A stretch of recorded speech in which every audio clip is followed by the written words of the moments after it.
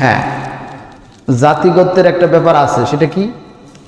আপনি যদি সঠিক আকীদা আল্লাহর ক্ষেত্রে, সঠিক আকীদা রাসূলের ক্ষেত্রে পোষণ করেন এবং সঠিক আমলগুলো করেন নবীর দেখানো পদ্ধতিতে, তাহলে আপনাকে কেউ ইহুদি বলবে না, আপনাকে কেউ খ্রিস্টান বলবে না। তখন বলবে যে এই লোকটা মুসলিম।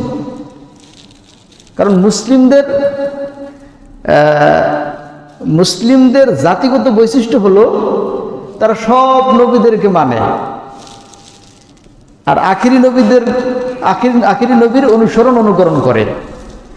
যখনই একজন ইহুদি এই কাজটাই করবে, তখন অন্য ইহুদিরা কি বলবে? যে এটা আর ইহুদি নাই, এটা মুসলিম হয়ে গেছে। ঠিক না? ঠিক এরকম দেখবেন আমাদের মুসলিমদের ভিতরে হাজারো দল উপদল আছে কি না?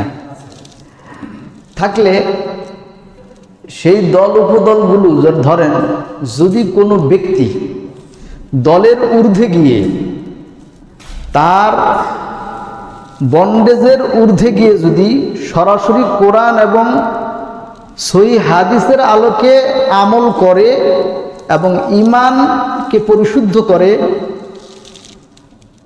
আল্লাহর ক্ষেত্রে এবং রাসূলের ক্ষেত্রে, আর আমলটা করে সরাসরি সহিহ হাদিসের অনুযায়ী, তখন আপনাকে ওই দলের লোক বলবে না। তখন আপনাকে আর একটা ট্যাগ লাগাবে। সেই ট্যাগটা কি জানেন? যে এটা আহলে হাদিস, এটা আহলে হাদিস হয়ে গেছে। হয় এটা বলবে, নয়তো বলবে এটা এই বাতিল হয়ে গেছে, এটা খারিজ হয়ে গেছে, এটা ইমান বিনষ্ট হয়ে গেছে।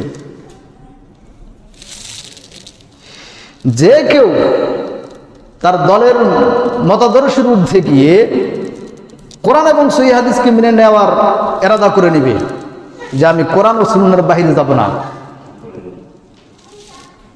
তখনই দেখবেন যে এই ট্যাগটা চলে আসবে। কথা বুঝতে পেরেছেন? পৃথিবীতে আল্লাহ যেখান থেকেই হোক না কেন, যেই দলেরই হোক না কেন, খালি দল থেকে একটু ঊর্ধ্বে গিয়েই, দল থেকে বের হয়েই যদি কোরআন হাদিস মানা শুরু করে দেন, তখনই আপনাকে এই ট্যাগ লাগাই দেবে।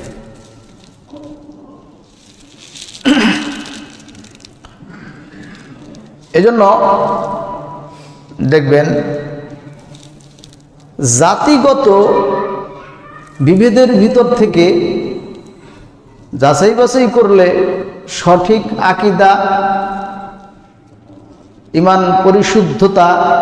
ইমানের পরিশুদ্ধতা আল্লাহর ক্ষেত্রে ও রাসূলের ক্ষেত্রে আমলের পরিশুদ্ধতা, এগুলো যখন একটা মানুষ অর্জন করবে, তখন যেমন জাতিগতভাবে একটা সঠিক জাতি খুঁজে পাওয়া যায়, আর ওই জাতির ভিতরে বিভাজিত দলের মধ্য থেকে, দলের ঊর্ধ্বে গিয়ে যদি কেউ সরাসরি ওহির এলেমের অনুযায়ী এবং রাসূল সাল্লাল্লাহু আলাইহি ওয়াসাল্লামের দেখানো সঠিক পদ্ধতি অনুযায়ী আমল ও আকীদা পোষণ করে, তখন ওই দলগুলোর ভিতর থেকে একটা সঠিক দল নির্ণয় করা যায়।